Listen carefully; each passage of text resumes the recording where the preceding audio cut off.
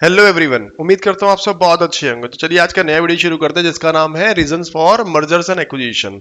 देखो, मर्जर और एक्विजिशन दो रीजन की वजह से किया जाता है। फर्स्ट है diversification, another one is higher growth. लेकिन कुछ इसके 6 कॉमन रीजन है, उसके बारे में हम लोग पढ़ लेते हैं। सबसे पहला आता है सिनर्जी। सिनर्जी क्या होता है? सिनर्जी का मतलब होता है कि जब दो इंडिविजुअल अपने इंडिविजुअल लेवल पर जो भी काम करते हैं उससे ज्यादा काम वो लोग मिलकर ही कर सकते हैं, राइट।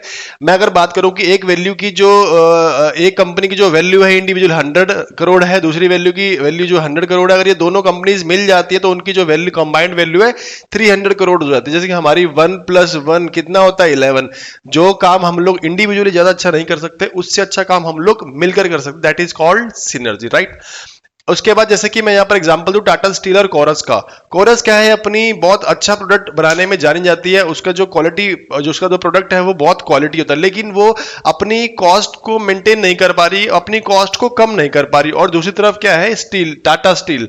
टाटा स्टील क्या है, लो कॉस्ट स्टील प्रोड्यूसर है, इसको बनाने में बहुत फेमस है और सेल्फ सफिशिएंट इन रॉ मटेरियल। उसको कहीं से रॉ मटेरियल लेने की जरूरत नहीं पड़ती, वो अपने ऊपर ही निर्भर है, वही डायरेक्टली प्रोडक्शन करती है टाटा जो है स्टील का, करेक्ट। दूसरा, कोरस जो है एशियन मार्केट के अंदर एंटर करना चाहती है, करेक्ट। और इस तरफ जो टाटा की बात करें हम लोग, कोरस जो एंटर करना चाहती है एशियन मार्केट में, और हम लोग टाटा की बात करें तो टाटा क्या करना चाहती है, टाटा जो है एक बहुत बड़ा retail network, retail and distribution network है हमारे इंडिया के अंदर, राइट। ये तो था एक एग्जांपल टाटा और कोरस का। अब इसके अंदर सिनर्जीज के बारे में पढ़ लेते हैं। सिनर्जीज में दो तरह की सिनर्जीज दी गई है इंडिविजुअल। एक है हमारी ऑपरेटिंग सिनर्जी, दूसरा है फाइनेंशियल सिनर्जी। को ऑपरेटिंग सिनर्जी का मतलब यहां पर ये हुआ कि वहां पर कॉस्ट सेविंग हो रही है। अगर दो कंपनी आपस में मिल रही है तो कॉस्ट सेविंग हो रही है, कॉस्ट बच रही है। कैसे? मैंने आपको पहले बताया था कि जब इंडिविजुअल रॉ मटेरियल खरीदेगा कोई तो उसको ज्यादा महंगा पड़ेगा, लेकिन जब आप बल्क में कोई भी सामान खरीदते तो आपको सस्ता पड़ता है, right. Next, increase profits and sell. जब दो कंपनी आपस में मिलकर काम करेंगी तो अगर सेम कंपनी, सेम इंडस्ट्री की कंपनी है तो क्या करेंगे आप, जैसे कोका कोला और पेप्सी की हम लोग बात करें, दोनों मिलकर काम करेंगी तो दोनों के कंपटीशन कम हो जाएगा। तो ऑटोमेटिकली वो जो थर्ड यूनिट, जो भी थर्ड पार्टी है या दो भी बनाती है कोल्ड ड्रिंक्स, तो उसको अच्छा कंपटीशन देगी, अच्छा टक्कर देगी और अपने प्रॉफिट्स और सेल्स को इंक्रीज करेगी, राइट। उसके बाद आता है फाइनेंशियल सिनर्जी। फाइनेंशियल सिनर्जी का मतलब क्या है, यहां पर लिखा हो higher debt capacity. Higher debt capacity का मतलब, डेट का मतलब तो उधार लेना। इंडिविजुअली हम लोग उधार लेते हैं, लेकिन जब हम लोग मिल जाते हैं तो हमारी वैल्यू बढ़ जाती है। वैल्यू बढ़ने की वजह से बैंक से भी हमें ज्यादा लोन मिल सकता है, डिवेंचर्स भी हमें ज्यादा इशू कर सकते हैं, हम उन पर ज्यादा हमें पैसा मिल सकता है। तो हमारी डेट कैपेसिटी, उधार लेने की कैपेसिटी क्या हो जाती है, बढ़ जाती है।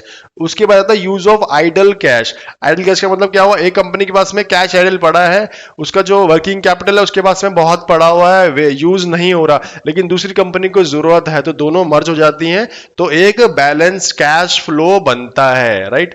नेक्स्ट आता है हमारा लोअर टैक्सेस। सर ये लोअर टैक्सेस का मतलब क्या हुआ, थोड़ा सा बताया था, उसके बाद एक पूरा पॉइंट आने वाला लोअर टैक्सेस में, उसमें हम डिटेल में पढ़ने वाले कि लोअर टैक्सेस का मतलब क्या होता है। लोअर टैक्स का मतलब यह हो कि एक कंपनी जो है प्रॉफिट्स अर्न कर रही है, एक कंपनी लॉसेस अर्न कर रही है क्योंकि उसके पास एक्सपेंसेस बहुत ज्यादा है, दूसरी कंपनी के पास प्रॉफिट बहुत ज्यादा है। अगर दोनों कंपनी मिल जाती हैं तो टोटल प्रॉफिट जो है वो गिर जाएगा, जिसकी वजह से जो पहले टैक्स दिया जा रहा था इस कंपनी के द्वारा वो टोटल मिल करके अब वो टैक्स घट जाएगा, क्योंकि टोटल प्रॉफिट भी घटा हुआ शो होगा, राइट।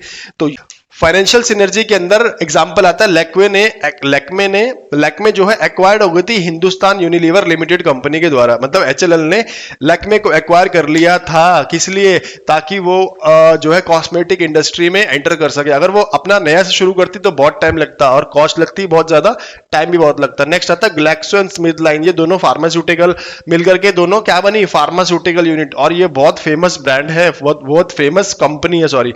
ये हुआ हमारा सिनर्जी का पॉइंट की पहला common reason for merger and acquisition. Next point आता है हमारा एक्वायरिंग न्यू टेक्नोलॉजी। देखो, मार्केट में बने रहने के लिए टेक्नोलॉजी को अपग्रेड करना बहुत जरूरी है, और यदि आप कोई कंपनी अपनी टेक्नोलॉजी को अपग्रेड करना चाहती है तो पहला उसका दिमाग में आता है कि क्यों ना मैं रिसर्च एंड डेवलपमेंट करके अपनी एक नई यूनिट लगाऊं, और उसके अंदर टाइम भी बहुत लगता है, उसके अंदर पैसा भी बहुत लगता है। तो इन दोनों चीजों से बचने के लिए सबसे अच्छा जो आपका तरीका है वो है मर्जर्स एंड एक्विजिशन, ठीक है। जैसे कि मैं बात करूं एक लॉजिस्टिक कंपनी है, वो लैंड ट्रांसपोर्ट ऑपरेट करती है। लॉजिस्टिक मतलब एक जगह से दूसरी जगह सामान ले जाने के लिए पूरा जो एग्रीमेंट होता है, जो एक कंपनी होती है वो लॉजिस्टिक कंपनी कहलाती है, बहुत सिंपल लैंग्वेज में।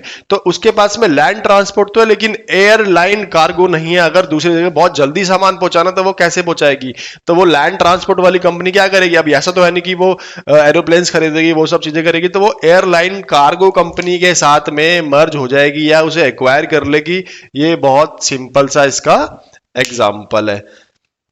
नेक्स्ट आता है मेरा इंप्रूव्ड प्रॉफिटेबिलिटी। इंप्रूव प्रॉफिटेबिलिटी का मतलब क्या हुआ? प्रॉफिटेबिलिटी इंप्रूव करने के लिए देखो यहां पर लिखा हुआ इंटरनेशनल बिजनेस ऑर्गेनाइजेशन सर्वे के अनुसार 26 कंट्री के अंदर ये सर्वे किया गया, जिसके अंदर यूरोप, एशिया और यूरोप, अफ्रीका, एशिया, यूएस की कंट्रीज थी। उसके अंदर ये पाया गया कि more than 34% of the businessman जो है मर्जर और एक्विजिशन का तरीका यूज करते हैं अपनी प्रॉफिटेबिलिटी इंक्रीज करने के लिए। देखो जब जनरली हमें प्रॉफिट नॉर्मल हो रहा होता है तो हम क्या चाहते हैं कि हमारा प्रॉफिट जो है बढ़ जाए, हमारा प्रॉफिट जो है उसकी जो ग्रोथ है इनऑर्गेनिक हो जाए, सिंपल ग्रोथ हर कोई चाहता है कि हमारा प्रॉफिट क्या हो जाए, बढ़ जाए। तो इसके लिए भी यहां पर क्या यूज किया जाता है? Merger and acquisition. जैसे एडिडास ने एक्वायर कर लिया था रिबॉक को to increase their profitability and to compete with Nike, अपने शेयर को बढ़ाने के लिए और नाइकी से compete करने के लिए, राइट? ये पॉइंट भी खत्म होता है। नेक्स्ट आता है हमारा एक्वायरिंग कॉम्पिटेंसी। एक्वायरिंग कॉम्पिटेंसी का मतलब यहां पर यह हुआ कि एक कंपनी के पास में जो कॉम्पिटेंसी नहीं है लेकिन वो दूसरी कंपनी के पास में है, राइट? अगर मैं बोलूं कि जैसे मैं और आप बात कर ले, मान लो मैं खेलने में बहुत अच्छा हूं लेकिन आप पढ़ने में बहुत अच्छे हो, तो दोनों की कॉम्पिटेंसी क्या हुई? अलग हुई ना। तो मैं ना तो अगर मैं पढ़ने की कोशिश करूं तो मुझे बहुत टाइम लगेगा, और आप खेलने में बहुत अच्छा करना चाहो तो आपको बहुत टाइम लगेगा। तो इससे सबसे अच्छा तरीका क्या है कि हम ऐसी कंपनी बना लें जिसके अंदर एक कॉम्पिटेंसी दूसरी कॉम्पिटेंसी के साथ में मिल जाए। अब मैं बात करूं, आईबीएम कंपनी है, एक कंप्यूटर मैन्युफैक्चरिंग कंपनी के नाम से जानी जाती है। दूसरा दक्ष जो है आउटसोर्सिंग कंपनी है, आईटी सपोर्ट देती है। यहां पर दक्ष जो है कंप्यूटर मैन्युफैक्चरिंग कंपनी है, कंपनी थी लाइक अलग, हम लोग आईबीएम की बात करें, लेकिन अभी तो उसके पास में बहुत सारी सर्विस है, वो सब कुछ इनोवेशन, कंसल्टेंसी बहुत कुछ करती है। तो उसने देखा कि जो कॉम्पिटेंसी मेरे पास में नहीं है वो दक्ष के पास में है, वो आउटसोर्स करती है, वो टेक्निकल सपोर्ट देती है, वो हमारे इंडिया के अंदर बीपीओ का जो लार्जेस्ट नेटवर्क है उसके अंदर आती है। तो आईबीएम ने दक्ष को एक्वायर कर लिया, राइट? तो ये थे हमारे 4 पॉइंट्स, 1 2 3 4। नेक्स्ट आता है आपको entering into a new market. किसी भी फर्म को, किसी भी कंपनी को नई मार्केट में एंटर करने के लिए उस मार्केट के अंदर एग्जिस्टिंग कंपनीज के साथ कंपटीशन का सामना करना पड़ता है। तो बहुत अच्छा एक तरीका है कि merging with existing company in the market. जो ऑलरेडी मार्केट के अंदर एग्जिस्ट है कंपनी, उनके साथ में मर्जर कर ले और अपने तरीके चुपचाप से बढ़िया रिस्पॉन्स आना शुरू हो जाएगा, ठीक है? तो ये तो हुआ पहला point, entering into a new market. हम एग्जांपल की बात भी कर लेते हैं। ये hypothetical example, it is not a real example. अगर मैं नॉर्थ इंडिया की बात करूं तो नॉर्थ इंडिया में कौन सी दूसरी कंपनी जो सबसे ज्यादा डोमिनेटिंग है? अमूल, राइट? अगर वो साउथ इंडिया में जाना चाहती है, साउथ इंडिया में भी अपना सामान बेचना चाहती है, तो उसे क्या करना पड़ेगा? अगर वो एज इट इज खुद ही वहां पर जाके प्रोडक्शन और अपना कॉम्पिटिशन, अपना एडवर्टीजमेंट करने लग जाए, प्रमोशन करने लग जाए, तो उसे कई कंपटीशन का सामना करना पड़ेगा। कई सारे ऐसे प्रोड्यूसर हैं वहां पर जो साउथ इंडिया के अंदर फेमस है। लाइक अगर मैं एक बात करूं, नंदिनी मिल्क फेडरेशन, ये भी बहुत फेमस है, ठीक है? तो इसका सामना करना पड़ेगा। तो इससे अच्छा क्या है कि अमूल कंपनी जो है नंदिनी मिल्क फेडरेशन के साथ में मर्ज हो जाए और अपना प्रोडक्शन को बढ़ाए, अपनी ग्रोथ को बढ़ाए, अपनी सेल्स को बढ़ाए, राइट?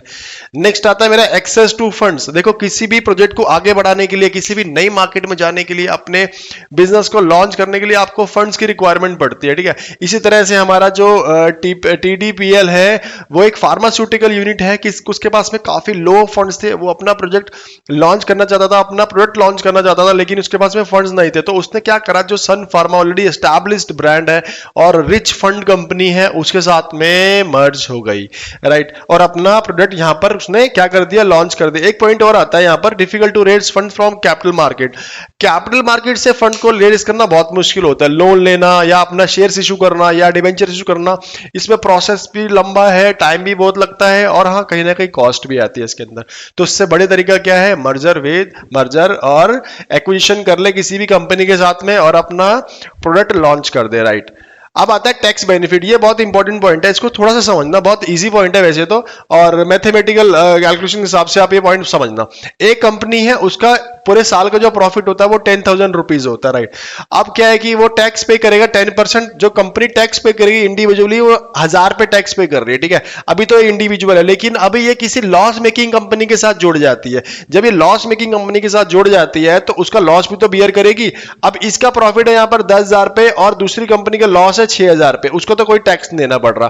तो अगर हम लोग बात करें तो टोटल प्रॉफिट की अगर हम लोग बात करें तो 10,000 में से 6,000 गए, तो जो न्यू आइडेंटिटी बनेगी इसके अंदर उसका जो प्रॉफिट होगा वो कितना काउंट होगा सर? 4,000, क्योंकि एक को तो लॉस हो रहा था, एक को प्रॉफिट हो रहा है। तो 10,000 माइनस 6,000 4,000, अगर उस पर उसे टैक्स पे करना पड़ेगा तो टैक्स कितना आएगा? 400। पहले टैक्स कितना पे करना पड़ रहा था इंडिविजुअली?